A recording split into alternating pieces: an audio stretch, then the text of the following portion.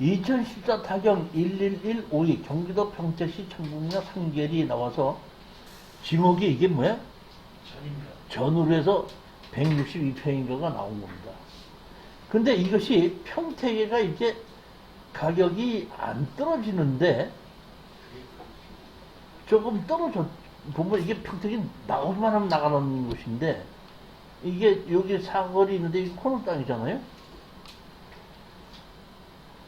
왜 그런가 봤더니 예전에 어떤 사람이 이렇게 공유자로 갖고 있던 것을 경매로 낙찰을 받은 거야.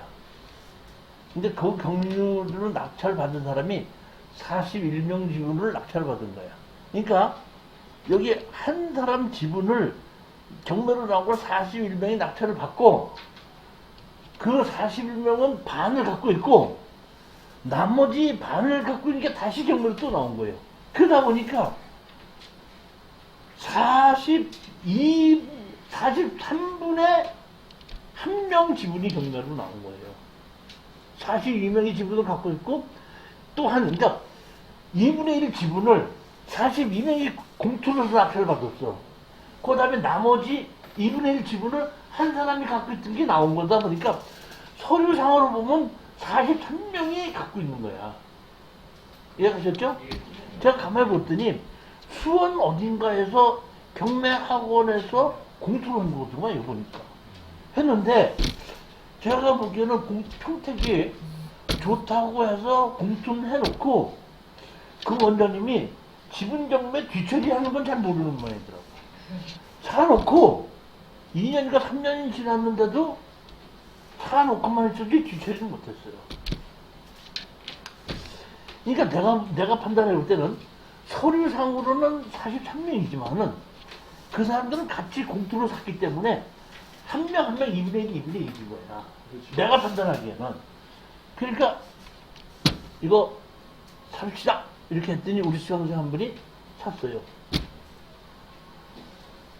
사서 다 팔아서 나누자 소송을 했더니 이 경매학원에서 변호사를 샀더라고. 변호사를 사갖고 자 이게 지분권자들입니다. 이 지분권자들. 이게 이렇게 지분권자들이 많으면 다른 사람들이 질려갖고 못 들어가요. 근데 이렇게 지분권자가 많을수록 제가 보기에는 많아도 좋아요.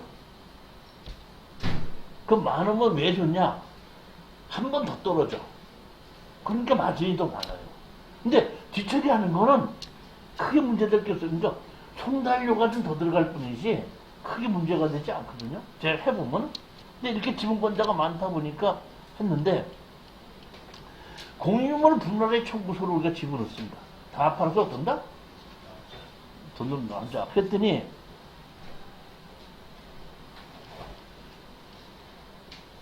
상대편이 변호사를 사가지고 답변을 뭐라고 하냐, 분할의 방법으로서 원칙인 현물 분할.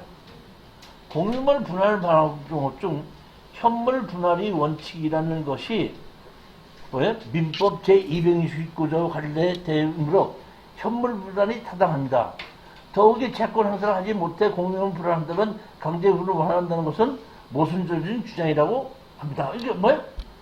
상대편이 변호사를 사갖고 현물 분할을 하자고 나온 겁니다.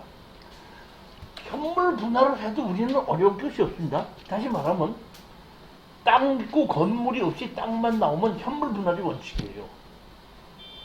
현물을 분할 못하면 현물 분할을 못할 이유를 판사님이 대라 하면은 이래서 현물 분할이 아니에요. 그럼 건물이 있는데 안방은 누가 갖고 건너방은 누가 갔냐는 판사님이 그럼 다 팔아서 하는데 그런 건물이 없이 그냥 땅만 나왔는데 현물 분할하자 하는 것이 원칙인데 현물 분할이 아니라 자르면 너무 작기 때문에 건물치고가 안 납니다.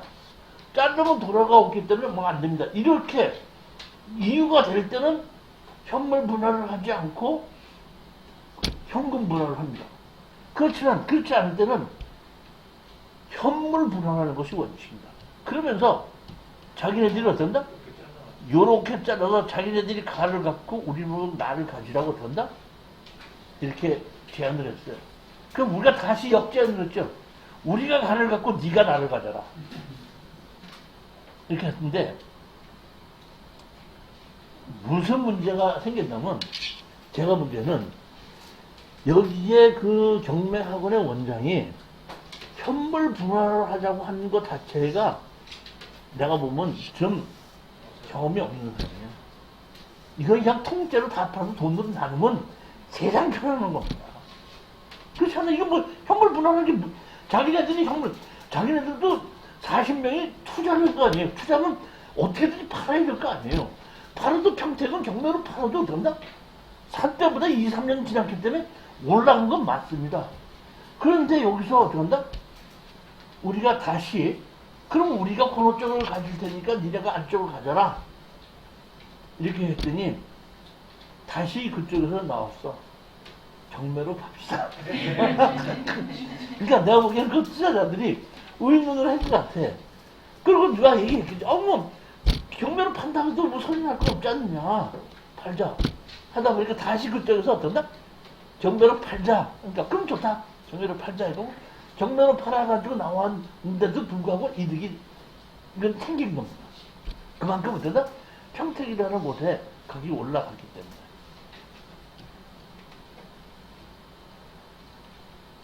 실제로 질문이 있는데요. 네. 실제로 만약에 41명이 다 개별적인 사람이라고 했을 때 네. 저기 공유물 분할 같은 거 할 때 공시송달이나 이런 게 다 돼야지 가능한 건가요? 지금은 아니, 그러니까 41 공시송달을 하든지, 네. 공시송달도 송달 간주 이렇게 해요. 특별 송달을 하고. 시간이 꽤 오래 걸리나요? 그렇게 됐을 때? 그러니까 몇 개월은 더 걸릴 수가 있죠. 그리고 송달 비용이 더 들어가고. 그 송달이 안 될 경우 아니, 그러니까 송달이 안 될 때는 특별 송달로 하게끔 하고, 특별 송달을 했는데도 안 되면 공시 송달로 가니까, 우리 저기 경매 보게끔 되면 그 송달 간주 이렇게 나오죠. 그 송달이 안 됐는데, 공시 송달로 했기 때문에 송달 간주라 이런 얘기가, 처음에 주소로 송달을 하고, 주소가 바뀌었다 할 때는 주소 보정하라고 나와요.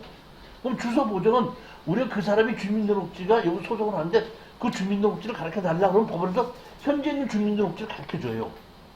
그러면 그 주민등록지로 해서 다시 소송을 해줘요. 했는데 송달이 안 되지 않습니까? 그러면 우리는 다시 특별 송달을 한번 해요. 특별 송달 했는데도 안 되지 않습니까?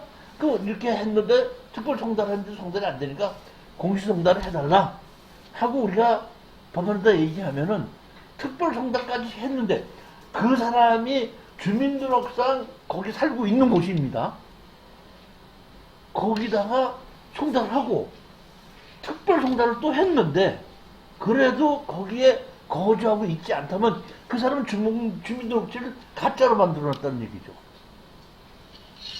그러면은 그거를 공시송달로 해서 송달 간주해서 어쩐다? 재판은 진행이 되는 겁니다.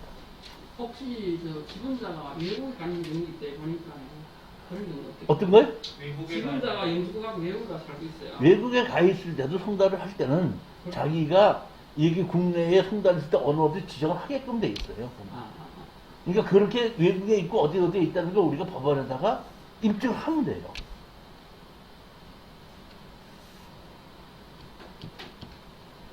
그러니까 시간이 한두 달 정도 더 걸린다 뿐이지 경매가 진행되는 건 그대로 진행된다는 거예요. 경기 등본을 뭐 지분자가 외국에 있는 경우 때라 그래 여쭤봤는데. 지금 있는데 그 다시 말해 법에 보면은 지분권자가 외국에 있을 때는 국내에다가 대신해서 송달할 수 있는 것을 지정하고 가야 된다 이렇게 되어 있습니다. 그런데 우리가 그렇게 하기 위해서는 그 사람이 서류상으로 외국에 가 있다는 걸 입증을 하면 되는데 일반 여행으로 갔어서 뭐 외국에 가 있는 건 입증이 안 되지 않습니까? 경기 등본에. 국내에 있는데 여행으로 갔을 때는 국내에 거주한 걸로 되잖아요. 그럼 국내 그 주소에다가 송달했는데 송달이 안 됐기 때문에 송달 간주로 가는 거고 정식으로 그 사람이 어떤 주민등록지를 외국에 옮겼을 때는 외국에 옮겼다는 것을 우리가 법원에다 제출해야 되는 거죠.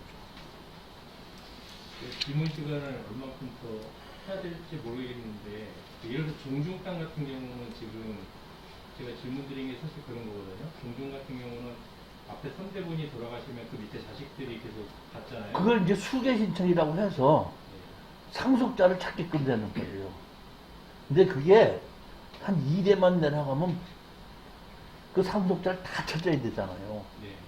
그럼 그거 상당히 조금 좀 어려울 수가 있어요. 상속자를 다 찾기가. 그래서 그거 질문은 그 앞에 답변해드린 걸로 이해가 됐는데 하나 더 질문드리고 싶은 게 그 등기 중에 합유등기라는 게 있더라고요. 어떤 거요? 합유등기. 예, 합유등기. 그 합유등기 같은 경우는 그러면 예를 들어 만약에 그 합유등기에 계신 분이 뭐 예를 들어 10명이 있다. 근데 이제 돌아가시면 그냥 돌아가신 걸로 등기부에는 그냥 그렇죠, 사망으로 그렇죠. 나오잖아요. 예, 예. 그럼 나머지 살아계신 분 대상으로만 하면 그렇지, 그렇게 하면 되는 거죠. 그렇게 생각. 근데 그렇지 않고, 그냥 개인 이름으로 돼 있는데, 그 사람이 돌아가셨다 그러면은, 수계 신청을 하게끔 된 그 상속자를 다 찾거든요. 아버지가 돌아가셔서 그 동생이 있지 않습니까? 동생이 있는데 그 동생이 5명이 됐는데, 그 5명 중에서 또 상속했으면 그 여러 명이 수십 명이 될 수 있잖아요. 그럴 때는 복잡해갖고 어려워서 손들어요. 근데 합유등기는 그런 케이스가 아니죠. 그런 케이스가 아닌 건 괜찮다니까.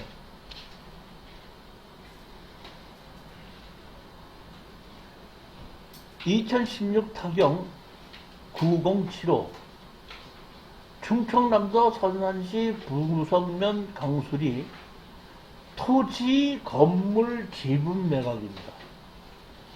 여기 보시면은 이런 집이 이렇게 있고 여기 보면 그 인삼 농사를 짓고 있더라고요. 제가 판단하기에는 여기 보면은 자 보십시오. 인삼 농사를 짓고 있는 이 땅에 여기 집이 지어져 있지 않습니까? 근데 이게 보면 지분이다 보니까 나는 이 사람이 당연히 우리 지분을 사서 합의를 할 거라고 생각했어요. 왜냐하면 8명인가 9명 지분의 9분의 1인가 갖고 있는데 사실은 이 사람이 전부 다를 주인으로서 행세하고 쓰고 있다 보니까 그 중에 한 명 지분만 맞아 산다면 계속해서 전부 다 주인으로 살 수 있으니까 합의 볼 거라고 생각했는데 낙찰 받고 갔더니 그런데요 어떡하라고 마음대로 해보세요. 마음대로 해보세요. 그렇게 할 수 없이 어쩐다? 철거해라. 다 팔아서 나누자. 줄여내느라. 여기서 판사님들이 이렇게 되면 다른 데는 대부분이 피고가 답변을 하면 답변을 안 하고 나서지 않으면은 그냥 판결로 가는데 답변을 하지 않습니까? 하면은 대부분 조정으로 해요. 이 판사님은 조정으로 하지 않고 원고와 피고에게 성명준비 명령서를 발급했습니다. 판사님이 판단해서 자 원고 성명사항입니다. 그러니까 제가 보기에는 이 판사님이 정식대로 한 거야. 바로 조정으로 넘겨간 것은 그 판사님들이 간이식으로 한 거고 이게 정식이더라고. 그리고 법에 보면 이런 논리가 있는데 내가 해보니까 이게 딱 맞더라고요. 자 보십시오. 원고 성명사항. 원고는 이 사건 부동산을 대금 분할할 것을 청구하고 있으나 현물 분할이 원칙이고 현물 분할이 불가능한 경우에만 대금 분할이 가능합니다. 원고는 이 사건 부동산들의 현물 분할이 불가능한 사정에 대해 주장, 입증하십시오. 두 번째, 원고는 이 사건 부동산 지상에 무허가 미등기 건물이 다수 존재하고 있어 그 건물들을 철거하고 차임 상당의 부당 이득을 반환할 것을 청구하고 있습니다. 원고가 철거를 구하는 건물들이 소지하는 토지 지분을 특정하여 청구 취지를 정당하고 부당 이득금 반환할 의지를 유지할 의사라면 차임에 대한 감정 신청을 하십시오. 즉 다시 말해 아까 보면 여기 보면은 항공사진에 보면 여기에 요 필지에 있는 건물을 어디를 허물어 달라고 지적을 해서 표시를 하라는 얘기고 네가 지료를 달라고 했으니까 지료에 대한 그 가격은 판사님이 한 것이 아니라 지료를 달라고 요구하면 판사님이 감정한테 요구를 해서 감정사에게 이 치료에 대한 감정평가로서 치료를 얼마를 내라고 하면 감정사가 그 치료 감정을 평가를 해서 감정을 해서 주면은 판사님은 그걸 갖고 판결만을 하는 것이지 판사님이 치료에 대한 가격을 결정하시는 건 아니라는 겁니다. 그러니까 네가 치료 달라는 걸 그대로 유지를 하려고 그러면은 치료 감정을 어떠다? 신청해라 이런 것입니다. 그 다음에 철거를 구했으니까 철거한 곳의 위치를 어떤다? 지정해라 이런 것입니다. 이제 원고한테는 이렇게 보냈습니다. 피고의 성명사입니다. 피고들은 소장을 송달받고도 아무런 답변을 하지 않았습니다.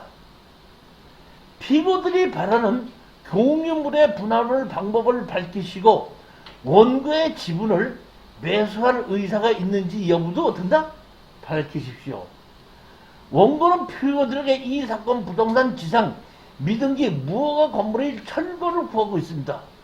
위 건물들을 신축한 시기와 건물의 소유자, 현재 이용 상태 등에 대하여 된다?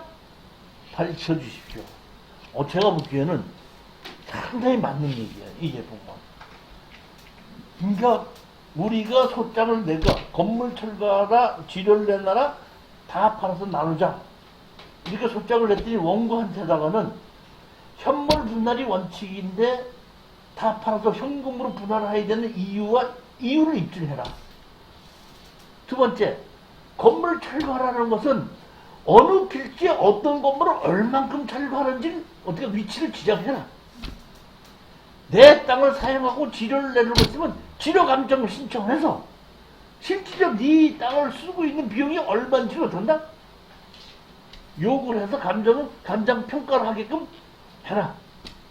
이런 얘기고, 피고들에게는 너희들은 왜 답변하지 않냐? 원고가 이렇게 했는데. 그런데 원고의 지분을 살 의향이 있으면 밝혀라. 또 피고는 거기에 무허가 건물이 있는데 그 건물 주인은 누구고 언제서부터 어떻게 해서 그 건물을 사용하고 있는지 어디다 밝혀라. 제가 보기에는 여태까지 그냥 조정으로 들어갔던 것이 맞는 게 아니라 이게 맞더라고요. 원칙적으로. 이렇게 해놓고 서로 내가 지분을 살 마음이 있습니다. 아니면 내가 건물을 뭐 할 마음이 있습니다. 그럼 같이 조정으로 하자. 이게 맞는 거죠. 근데 대부분이 보면은 이런 성명사항을 거치지 않고 바로 그냥 조정으로 넘기겠습니다. 이렇게 하는 게 많아요. 보면. 근데 해보니까 이것이 정식이다. 그러죠. 근데 이런 판사를 만났을 때 참 애먹겠네.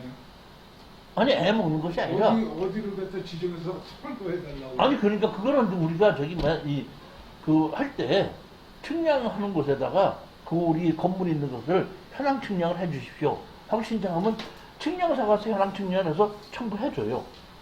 두 번째, 우리가 법원에다가 그 지료 감정을 신청하고 지료 감정을 내지 않으면 돈을 내면은 법원에서 감정사한테다가 그 지료를 쓰고 있는 것에 대해서 어떤다?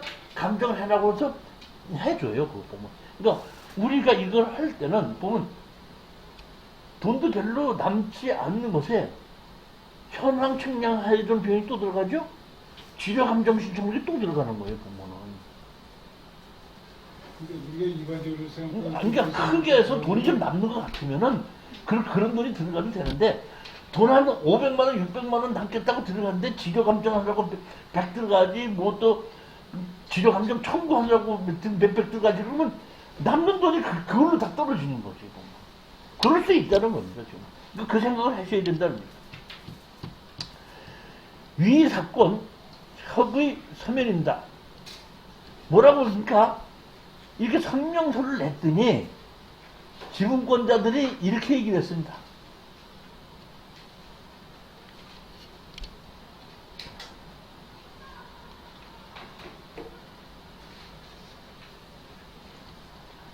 피고도 성명주의를 받고 답변서를 제출했다. 내용은 서류로는 신명이 소유하거나 실질적 오용 누계 독자소로 하고 있고 지료는 오 누가 부담해야 한다. 그리고 이 형제들이 실질적으로 10명이지만은 나머지 9명은 한 번도 주인 행사를 해본 적이 없다. 그렇기 때문에 우리는 이것을 갖고 있으면 이름만 갖고 있으니까 골치 아프다. 그러니까 나머지 사람들이 9명이 우리는 다 팔아서 돈으로 나누자는데 어떤다? 동의한다. 이렇게 하니까 답변을 그렇게 하니까 재판이 진행되지 않고 막바로 판결로 그럼 다 팔아서 나누라고 어떤다? 판결이 바로 내려가고 있다. 여기서 문제가 있는 것이 나는 인삼밭이 있으니까 인삼밭 있는 사람이 이거를 협상을 할 줄 알았는데 인삼밭으로 쓰고 있는 것이 경매로 나가니까 가격이 반이로 떨어지는 거예요. 누가 인삼 짓고 있는 것을 지상권이 있는데 인삼 있는 걸 못 지우지 않습니까? 그걸 누가 하느냐 이러지. 그러니까 어떻게 가격이 어떤가? 다시 경매로 집어넣는데 가격이 어떤가? 이렇게 가격이 떨어져도 어떤가? 낙찰받아가는 사람이 없었던 겁니다. 전부 다를 경매로 놓는 겁니다. 보면 전부 다 어때요? 2,300평이죠? 그러니까 4억에 시작해서 3억에 2억에 1억 6천까지 1억 8,800까지 떨어져도 하다 보니까 우리는 아까 3차에 낙찰을 받았는데 4차까지 가도 들어간다? 낙찰자가 없지 않습니까? 아까 제가 했더니 3차에 낙찰을 받으면 2차에 낙찰을 받아서 배당으로 받아야 되는데 우리는 3차에 받았는데 4차까지 떨어져도 낙찰을 못하면 우리는 어떻게 한다? 비용, 소송 비용 들어갔죠? 그 다음에 현황 측량 비용 들어갔죠? 그 다음에 지려 감정 신청 들어갔죠? 하나도 못 건지고 어땠나? 돈만 털리고 빠져 그냥 뺏기고 나온 거죠. 그렇게 된 겁니다. 이 여자분이 낙찰을 받았는데 이분이 다시는 남자랑 전화도 안 해.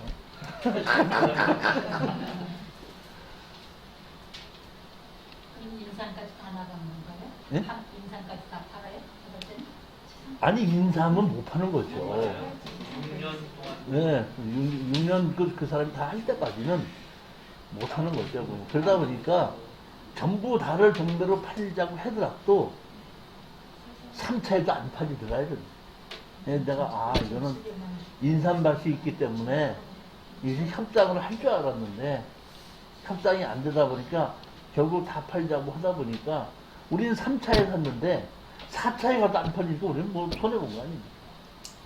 인삼밭은 주의해야 되거든요.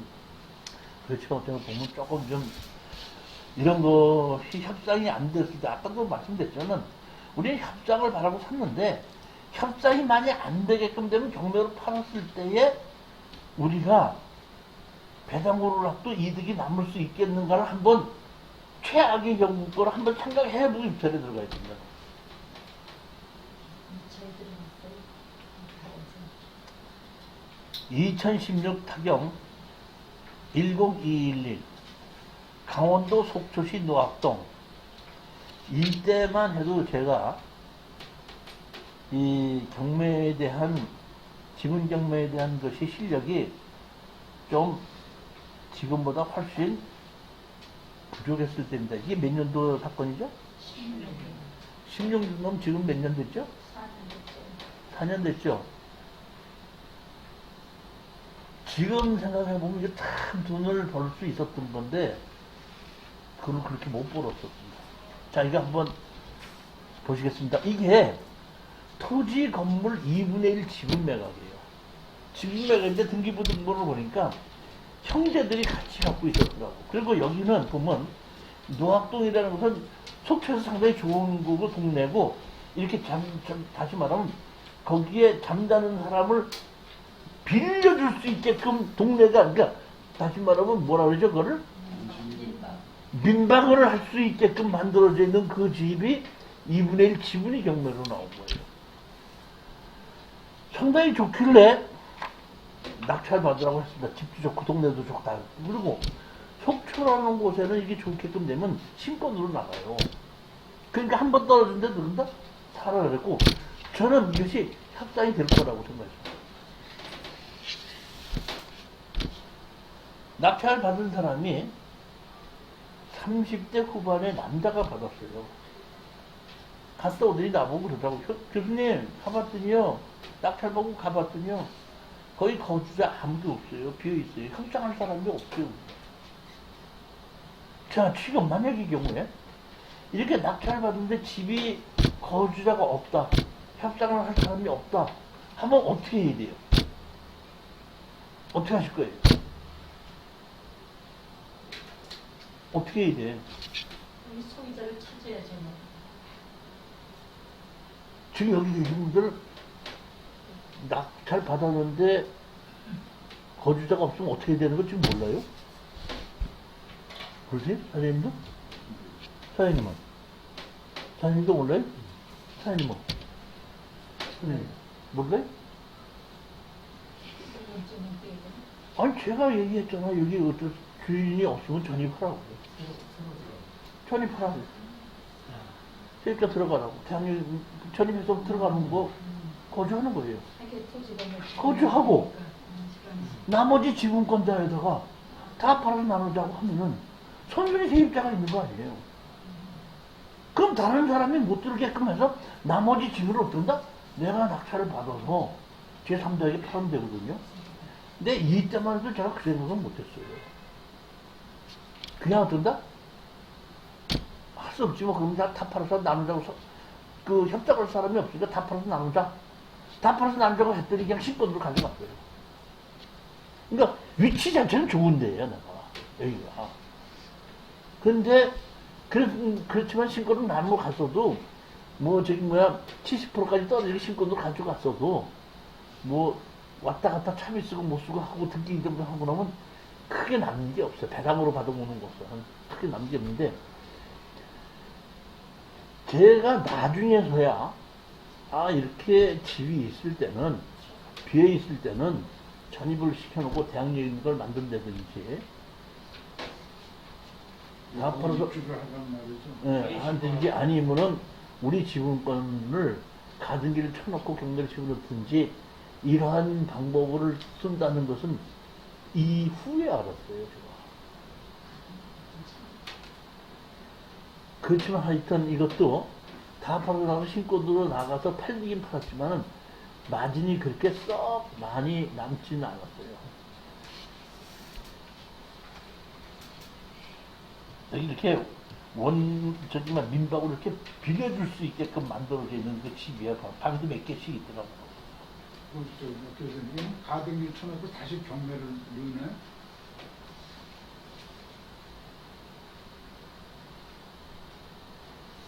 가든지 쳐놓고 바로 경매를 넣어야죠.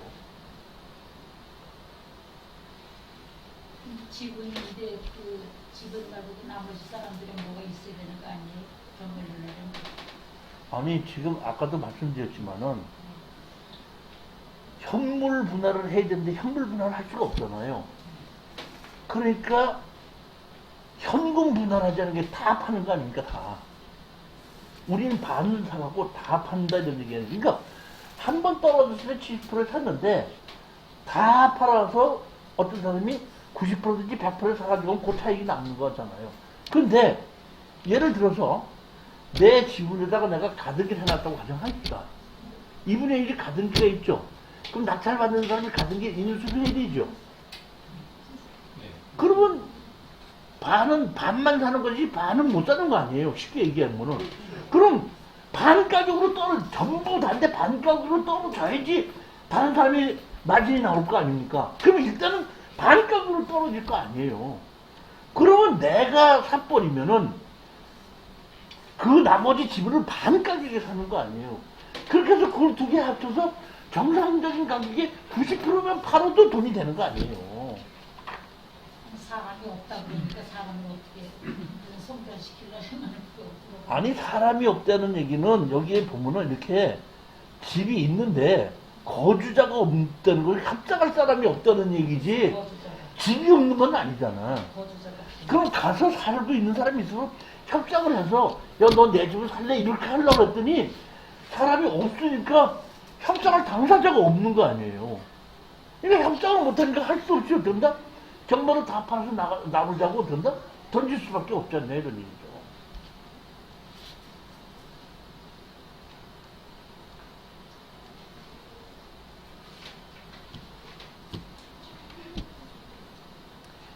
(2016) 타경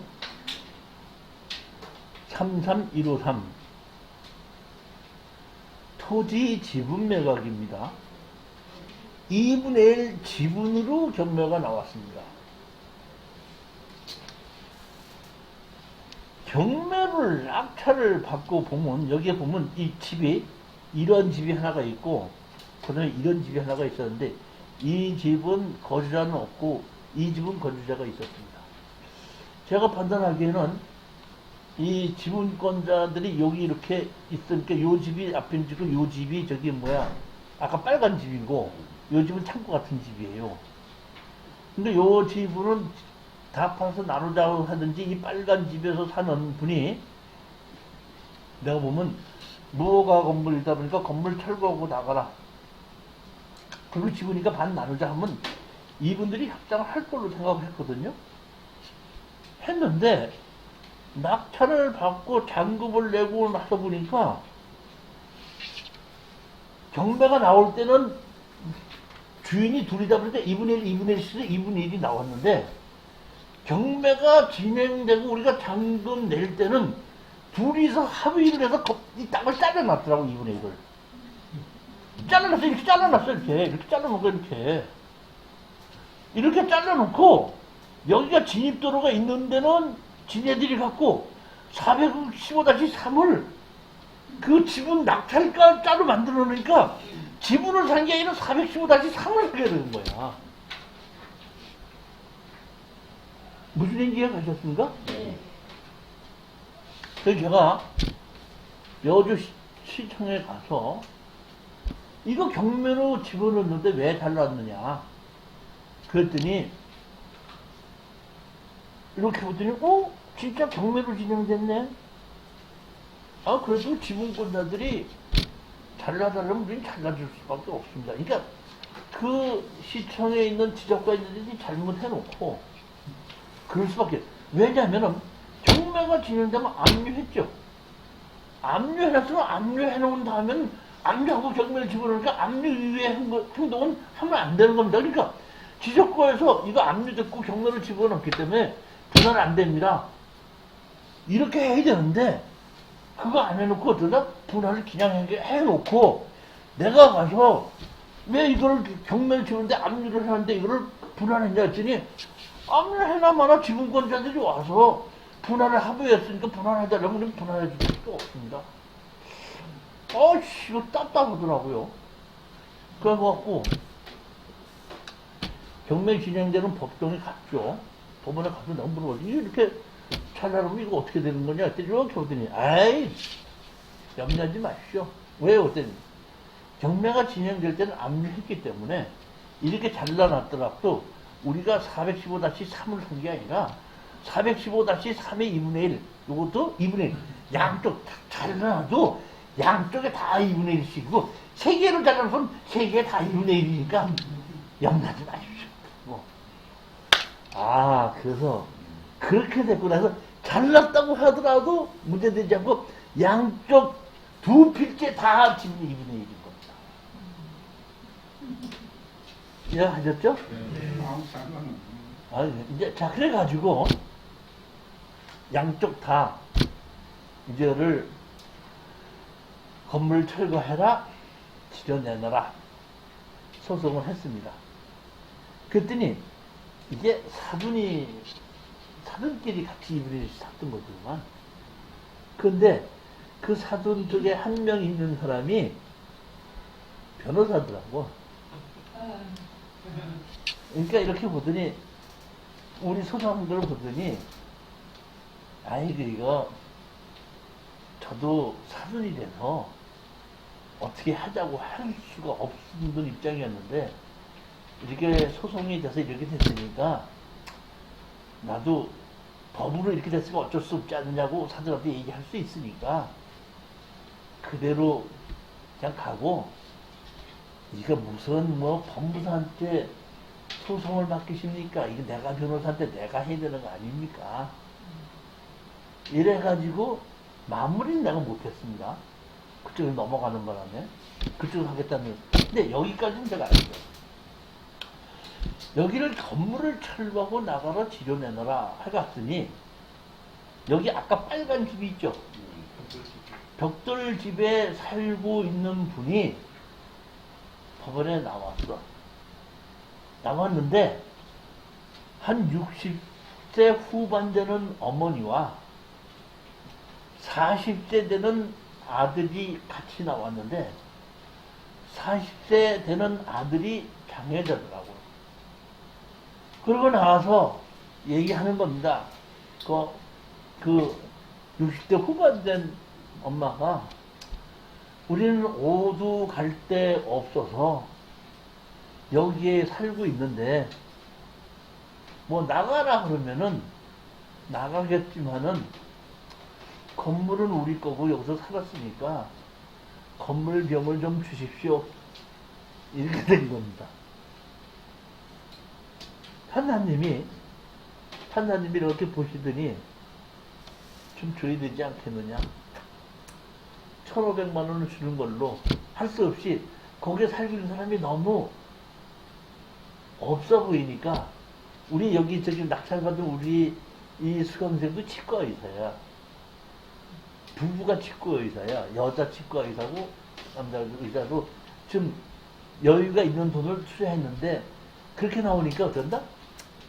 1,500만 원만 좀 조정해서 그러니까 어렵지 않습니까? 한다 보니까 이 낙찰 받은 사람 반은 변호사고 반은 지금 치과 의사죠. 근데 장애자 애를 데리고 나이 먹은 노인네가 와서 나가라는데 나가긴 나가는데 집값을 좀 쳐주십시오. 그러면 판사님이 돈 있는 사람 보고 주라 그래, 주지 말라 그래. 지금 어떻게 좀 주십시오. 한 1,500만 원만 그랬더니 그 자리에서 어떻게 한다? 그럼 1,500만 원을 주기로 했습니다. 하겠습니다. 그리고 얘기가 잘 끝났어. 그러면 그 1,500만 원을 변호사하고 치과의사하고 반씩줘야 되죠. 그렇죠? 판사님이 또 실수하네. 판사가 실수한 걸 보시죠. 뭐라고 실수했나?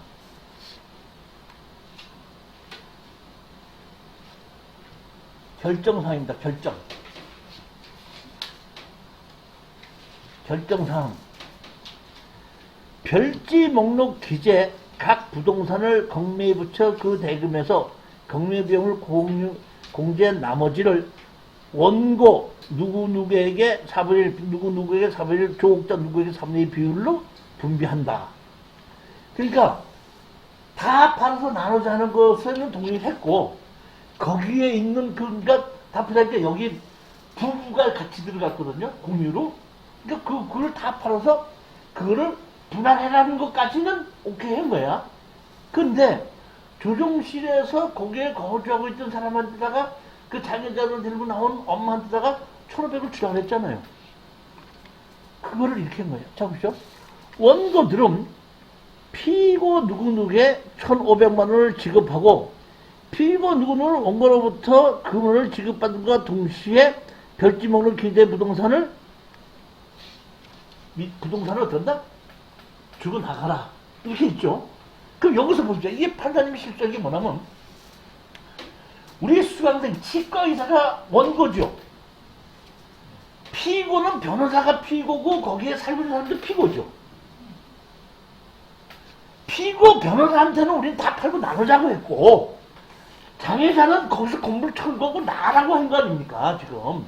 그러니까 원고는 우리고 피고 1은 변호사고 피고 2는 장애인이야. 근데 원고는 1,500만 원을 주고 우리는 변호사하고 2분의 1씩 지분이니까 1,500만 원 2분의 1씩 주기로 합의를 했잖아요.